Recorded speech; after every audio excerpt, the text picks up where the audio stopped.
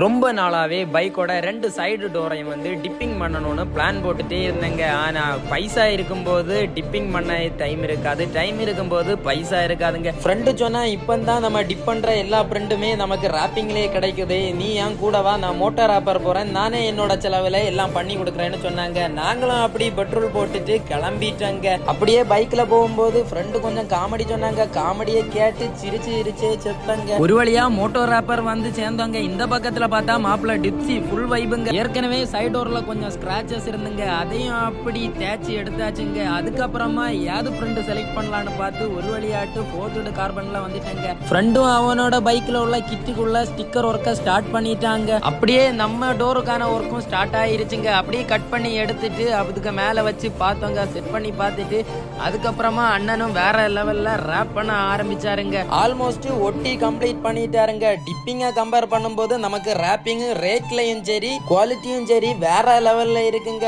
இதுக்கப்புறமா 2 டோர்லையும் நம்ம வந்து கிளியர் கோட் ஏத்துனதுக்கு அப்புறம் எந்த மாதிரி பினிஷிங்ல இருக்குன்னு நெக்ஸ்ட் வீடியோல பார்க்கலாங்க.